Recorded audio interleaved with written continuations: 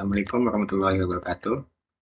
Perkenalkan, nama saya Ahmad Syakibulin Sirahi dengan NIM 240 512 04 100. Kali ini kita akan membahas mengenai teknologi dan standar keamanan data pada ekosistem Facebook atau Meta ya.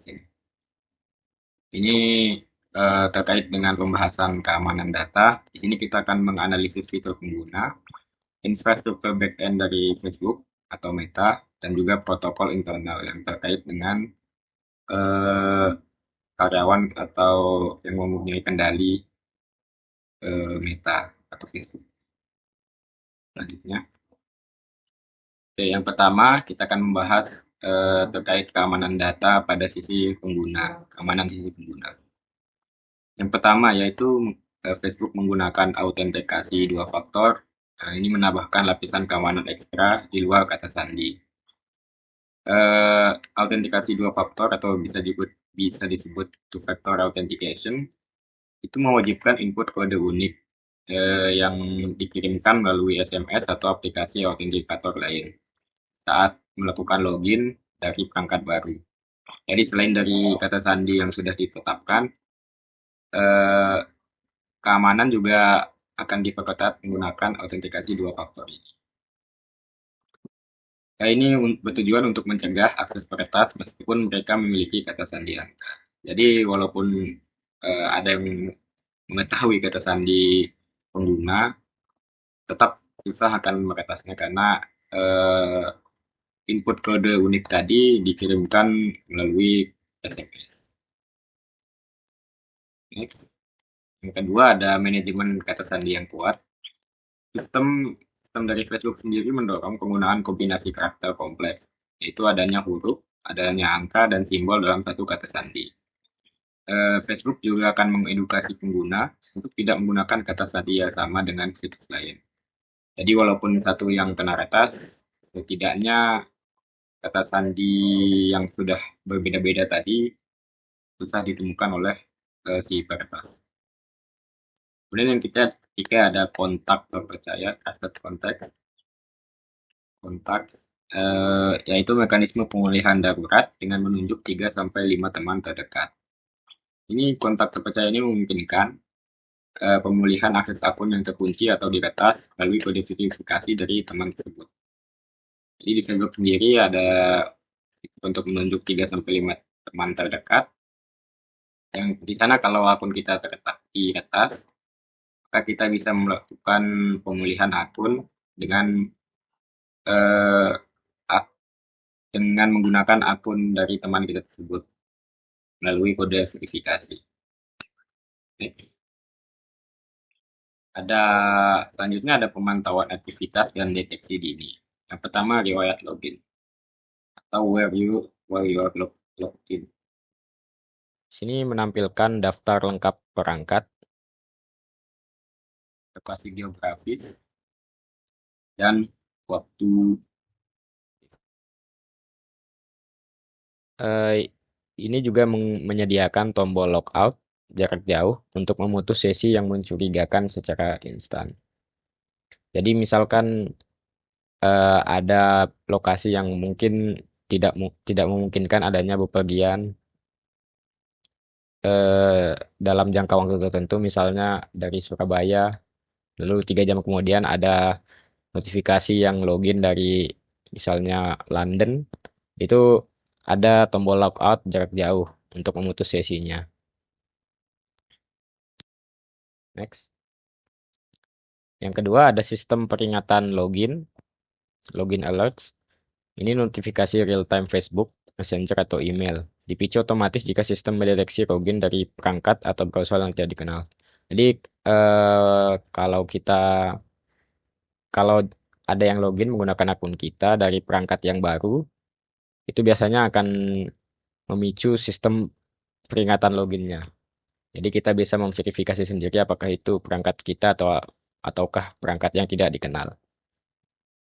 Yang ketiga ada analisis perilaku otomatis, yaitu algoritma machine learning untuk memantau pola login yang aneh. Contoh perpindahan lokasi yang mustahil dalam waktu singkat. Ini juga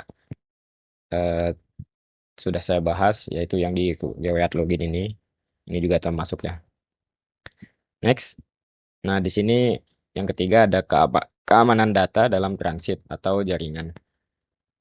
Yang pertama, enkripsi HTTPS wajib.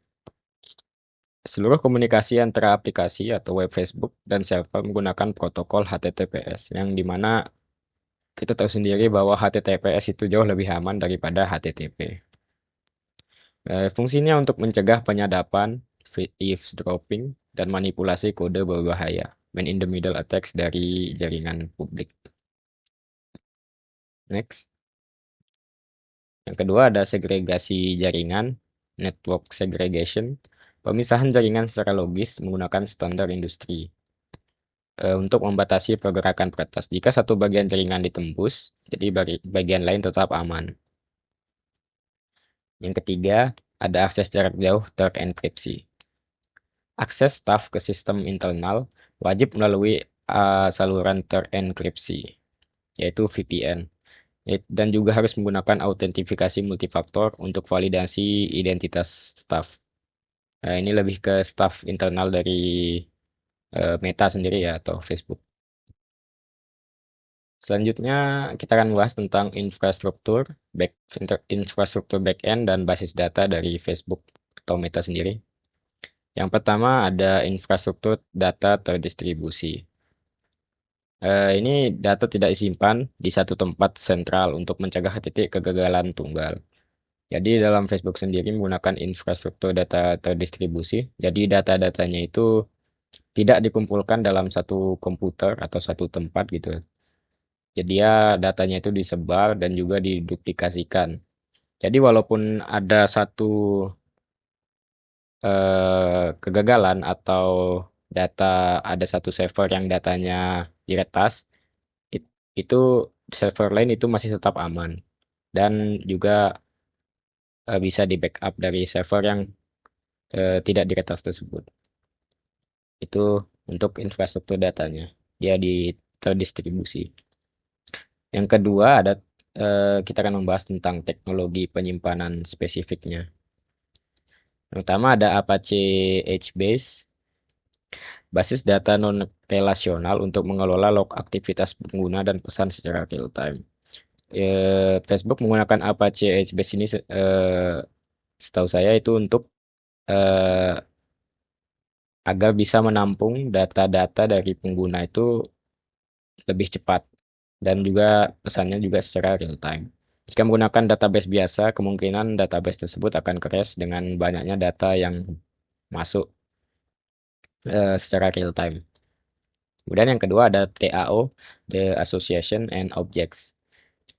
Ini adalah sistem khusus buatan Facebook untuk mengelola graf sosial, hubungan antar teman, like, dan komen dengan kecepatan tinggi. Jadi untuk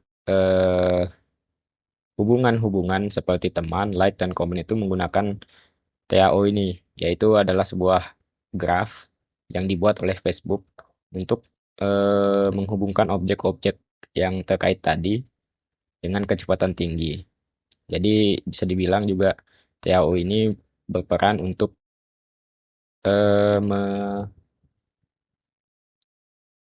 melakukan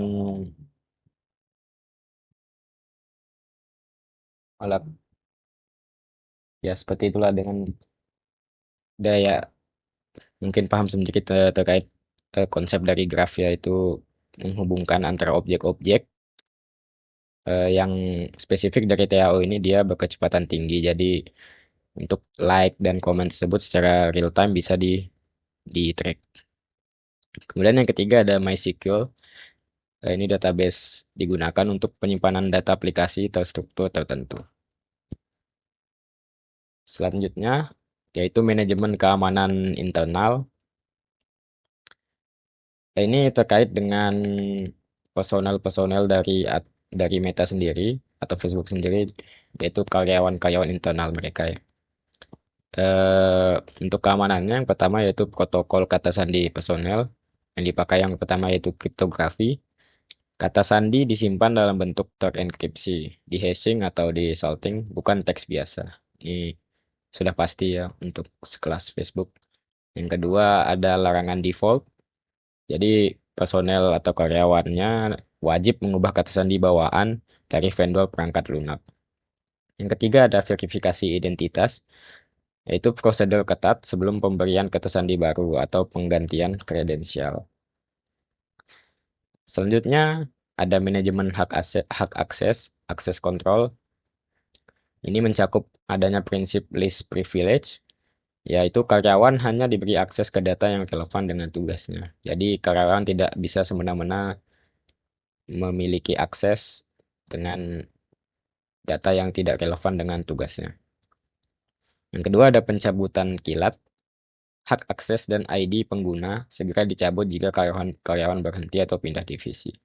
Jadi jika seorang karyawan pindah divisi, maka hak akses terkait data yang sebelumnya pernah dipegang atau diakses itu akan dicabut dengan segera untuk menghindari adanya kebocoran data atau mungkin data yang dimanfaatkan secara semena-mena itu tidak bisa diminimalisir. Yang ketiga ada penanganan insiden, prosedur otomatis untuk mencabut kredensial, token atau password yang terindikasi bocor. Lalu selanjutnya ada audit, logging, dan privasi. Yang pertama, sistem pencatatan audit logging. Jadi sistem ini mencatat setiap peristiwa kritis, yaitu seperti perubahan otorisasi, upaya login, mau gagal atau sukses, serta operasi baca atau tulis data. Jadi data-data apa? Setiap adanya kegiatan yang kritis ya atau yang berhubungan dengan keamanan data itu dicatat. Jadi seperti perubahan password itu kan pasti akan dicatat oleh sistem. Selanjutnya ada sinkronisasi waktu (NTP) menggunakan Network Time Protocol agar catatan waktu akurat untuk forensik digital. Yang kedua ada pengelolaan privasi profil user control, yaitu fitur granular untuk membatasi audiens, siapa yang bisa melihat foto atau video atau status.